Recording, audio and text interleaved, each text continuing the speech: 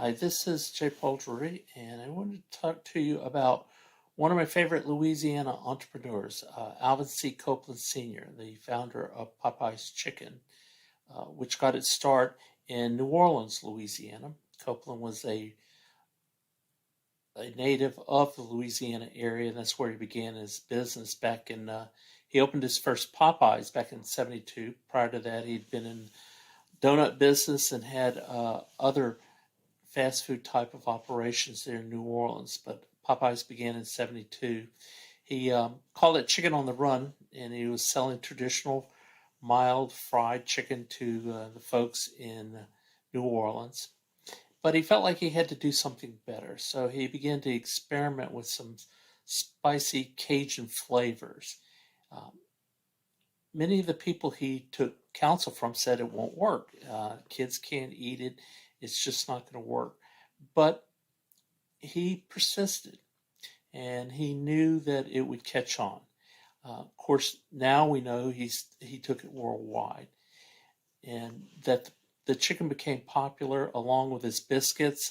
There's a story of how they tried in the headquarters of Popeyes after they noticed that people weren't eating the bread to come up with something better. So they experimented with biscuits and tried a lot of different things, thought they had it down. This is his staff, of course. But Al felt like they could do better. And then finally they came up with the chicken and the biscuits that we know today. On a side note, the chain is named after Popeye Doyle of the French Connection movie, not the cartoon characters, although the cartoon characters were used in his advertising.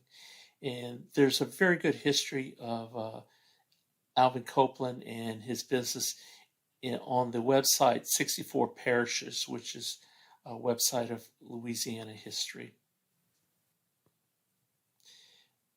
By the end of the 1980s, Popeyes had opened more than 800 restaurants, and these were owned by either the company itself or its franchisor. And this is the era of the franchise model of business, especially in the fast food business. This, of course, as the Popeyes grew, kind of sparked a chicken wars, a battle with Church's Fried Chicken that you might be familiar with, and also the leader who had about 50% of the market at that time was Kentucky Fried Chicken, known today as KFC. So these, along with some minor players, local restaurants, that sort of thing, battled for dominance. And at one point, it was Church Popeyes in the late '80s were number 3 behind Church's and Kentucky Fried Chicken. They eventually bought out. They combined with Church's Fried Chicken, and so they became number 2. Popeyes really epitomized the culture of the late 20th century. What was going on with fast food, drive-throughs, that sort of thing. And also with advertising, if you look back at some of the catchy slogans that they use, love that chicken from Popeyes, I'm not going to sing it, was very popular.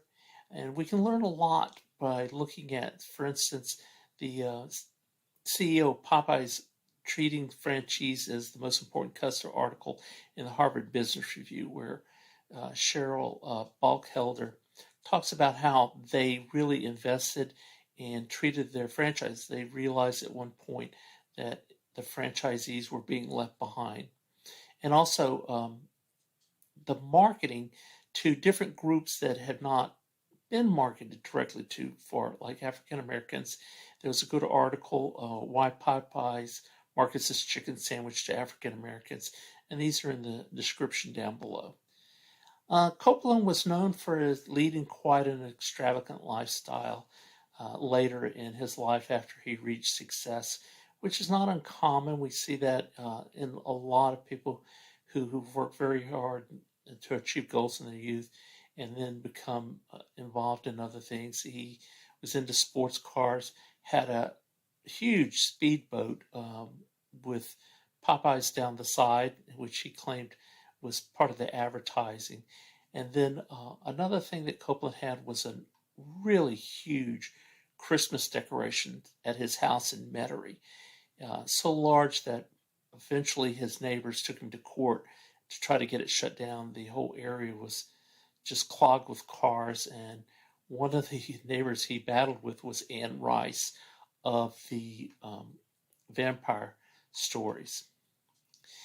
And his chicken sandwich became so popular that there were even fights when they came out with a chicken sandwich, and there was a stabbing at one of his restaurants, but it was hugely popular. So again, part of the culture, and also that Popeyes came during this period and today is just part of the background of American culture. Most of us know about Popeyes. Perhaps many of you have eaten at Popeyes, and they're now gone from just being in New Orleans to all over the world. So they're an outpost of American culture to even in some foreign countries, and certainly most of the large cities here in the United States. Um, Al Copeland unfortunately died at a relatively early age of cancer of the salivary glands, but he was certainly a larger light figure here in Louisiana and eventually all over the world.